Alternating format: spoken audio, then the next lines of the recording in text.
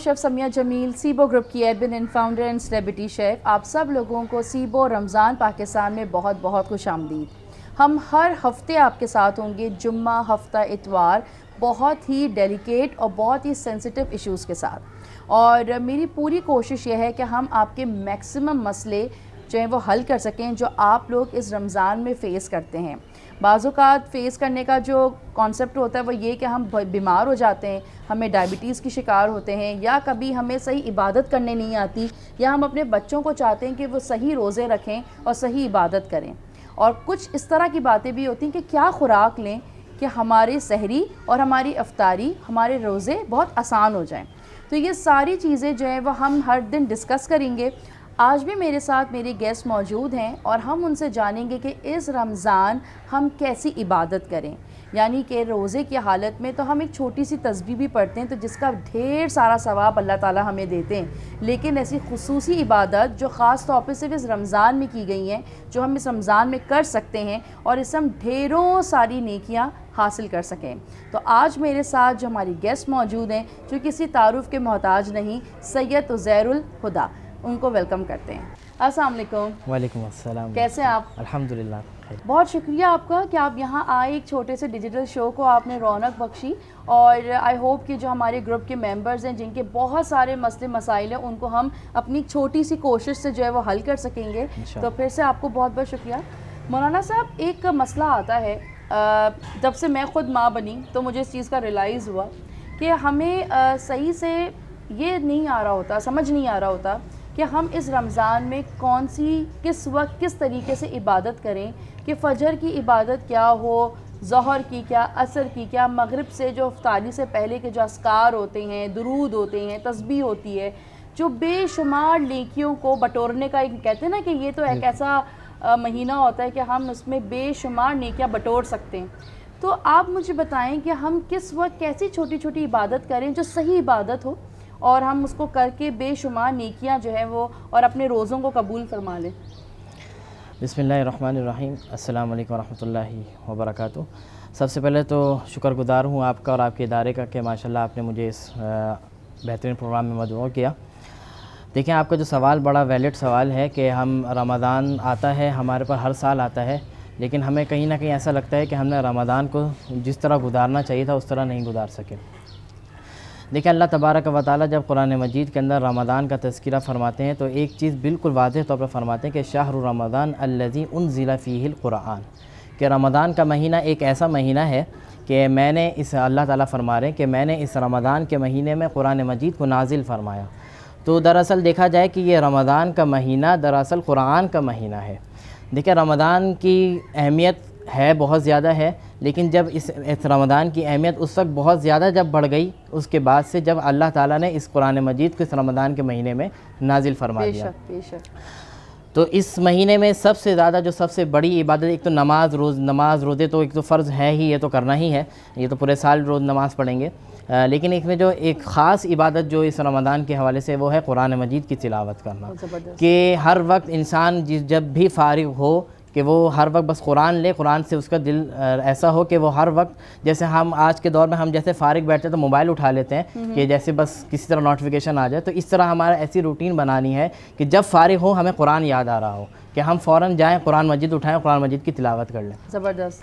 और कुरान मजीद पढ़ने के लिए आप सबको मालूम है कि कुरान मजीद सिर्फ तिलावत करने के लिए वज़ू करना भी शर्त नहीं है। हाथ लगाने, कुरान मजीद को हाथ लगाने के लिए तो वज़ू करना ज़रूरी है, लेकिन अगर आप कुरान मजीद बगैर हाथ लगाए पढ़ रहे हैं तो वज़ू कर लें तो अच्छी बात है, लेकिन अगर नहीं भी करते तो आप चलते फिरते, आप माशाल्लाह ख़वातीन जो हैं वो खाने पका रही हैं, इफ्तारी बना रही, तो पकाते पकाते सूरह इखलास की तिलावत चल रही है, सूरह फातिहा पढ़ी है, तो सूरतें माशाल्लाह सबको याद ही होती है। तो जिसने जैसे आप अलैहिस्सलाम का इरशाद है कि जब इंसान कुरान मजीद की एक हर्फ भी पढ़ता है तो उसको 10 नेकियां मिलती हैं। अब हमने अलिफ लाम मीम पढ़ा, ये कितना तक 1 सेकंड भी नहीं लगा अलिफ लाम मीम पढ़ने में।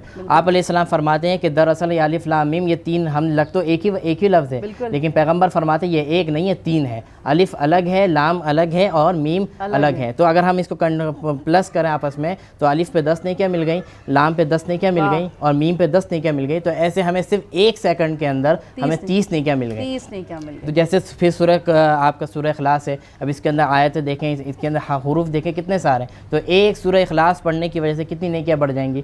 اور رمضان کا مہینہ ایک ایسا مہینہ ہے کہ اس کے اندر ہر چیز کا ثواب ڈبل ٹرپل ہو جاتا ہے. بالکل. جیسے اگر 10 مل رہی ہے تو 7 گنا زیادہ اس میں ثواب ملے گا. او زبردست. 70 مل جائے گا ماشاءاللہ. تو اللہ تعالیٰ نے یہ رمضان کا مہینہ, جیسے ہمیں سیل لگی ہوئی ہوتی ہے, جیسے ایک مال ہے کہ 50% آف ہے یا بائی 1 گیٹ 1 فری ہے, تو کیسے رش لگا ہوا ہوتا ہے, سارے دوڑ رہے ہوتے ہیں ماشاءاللہ. یہ رمضان کا مہینہ دراصل اللہ تعالیٰ نے ایک سیل کا مہینہ دیا ہے کہ جتنا کما سکتے ہو اپنے اکاؤنٹ میں نیکیاں کما سکتے ہو کما لو. ایک کے بدلے عام اس میں تو ایک کے بدلے 10 ملے گا, 10 تک ملے گا, لیکن جب یہی چیز آپ رمضان کے اندر کریں گے تو اللہ تعالیٰ اس کا ثواب کیا کر دے گا, 70 گنا بڑھا دے گا. تو جس طرح ہم نیکیاں کرتے رہیں گے, تو سب سے پہلی چیز یہ ہے کہ اس رمضان کے مہینے میں اپنے آپ کو قرآن سے جوڑیں اور قرآن کو ہر وقت اپنا معمول بنائیں. اور اسی طرح جب یہ تو پہلا اسٹیپ ہو گیا, جب قرآن مجید کی تلاوت ہو گئی, پھر اس کے بعد اب سیکنڈ نمبر پہ آئیں گے قرآن مجید کو سمجھ کے پڑھنے کی ضرورت ہے.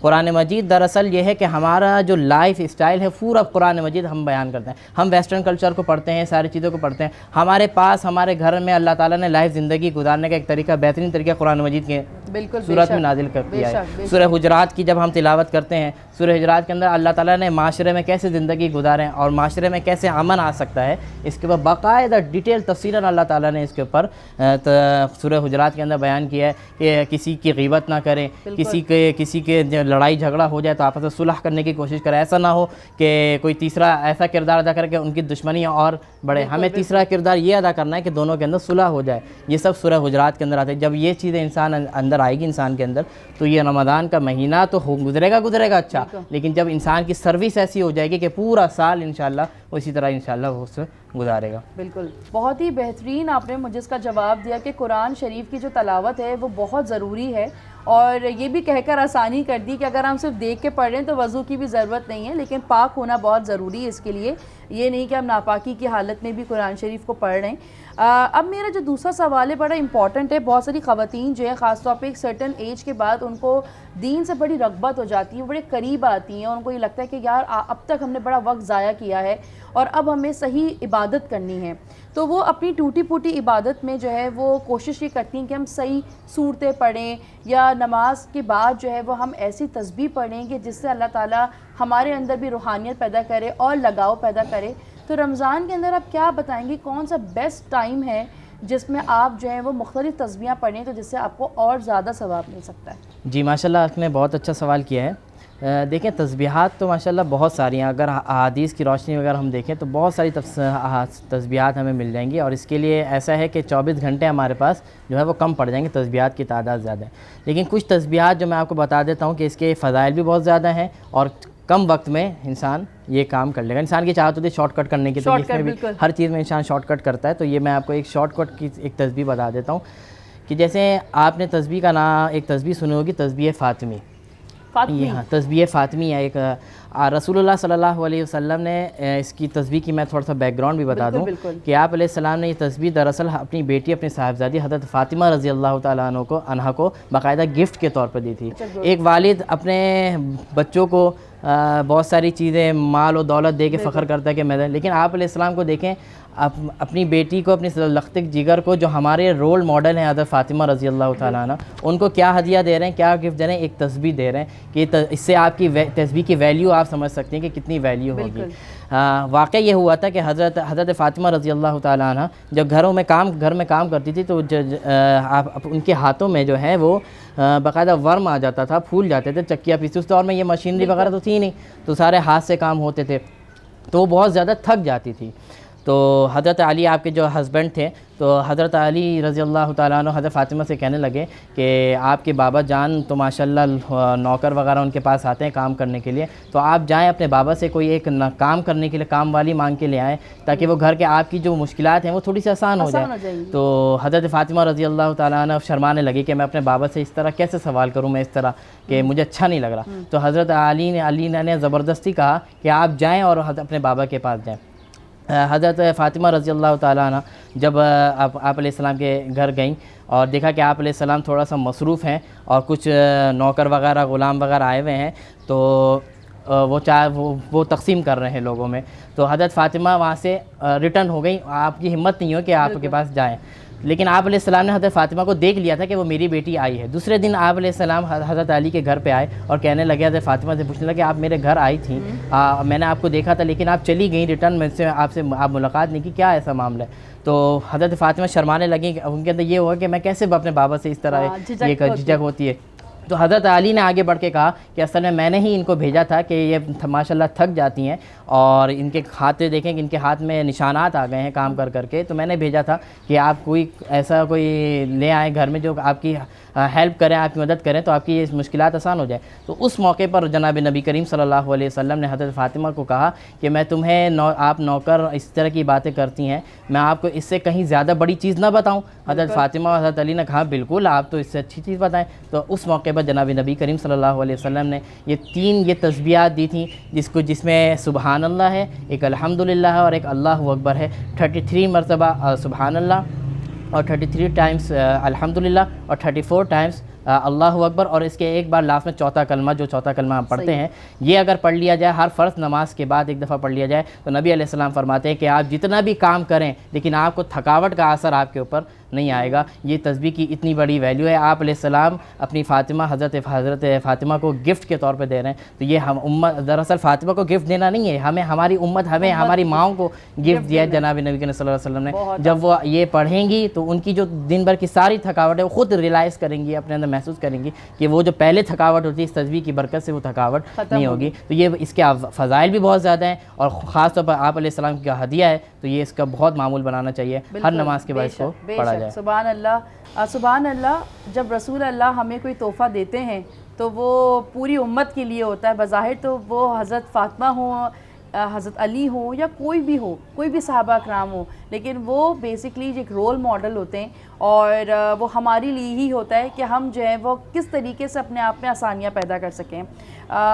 مولانا صاحب نے بہت ہی زبردست یہ بات کی کہ ہم جب صبح سحری کے وقت سے اٹھتے ہیں اور اس کے بعد ہمیں پورا دن اپنے بچوں کے ساتھ, اپنے گھر والوں کے ساتھ مختلف کاموں کی مصروفیت کی وجہ سے, افطاری کی بنانے کی وجہ سے, اور خاص طور پہ جب سیبو جو ہمارا گروپ ہے اس میں خواتین جو ہے وہ اپنے آرڈرز بھی دے رہی ہوتی ہیں, اور پھر اس کے بعد خواتین کو ہوتا ہے کہ یا پورا دن تو ہم نے کام کیا, اب ہم اپنا وقت جو ہے وہ اللہ کو دیں اور تراویح پڑھیں اور مختلف عبادت کریں, صلاۃ و تسبیح پڑھتے ہیں. لیکن اتنی زیادہ تھکاوٹ ہو جاتی ہے کہ ہم اپنی نماز کو شارٹ کرتے ہیں, یعنی کہ صرف فرض پڑھ لیتے ہیں, ضروری نہیں سمجھتے کہ پوری پڑھے, کیونکہ آپ کو یہ ہوتا ہے کہ اب صبح اٹھ کے ہمیں پھر سے سحری کا بھی تیاری کرنی ہے. تو جو تسبیح ہے جو رسول اللہ نے حضرت فاطمہ رضی اللہ عنہ کو جو گفٹ کی, تو وہ اگر تسبیح آپ پڑھیں گے تو یہ آپ کے لیے بہت ہی بہترین تحفہ ہے جو آج ہمارے شو سے بھی آپ کو ملا, اور اس کی انفارمیشن آپ کو ملی. اسی کے ساتھ ہی مجھے اور مولانا صاحب کو دیں اجازت, پھر ہم کل ملیں گے ایک اور مزیدار سے ٹاپک کے ساتھ. اپنا بہت سارا خیال رکھیے گا. اللہ حافظ.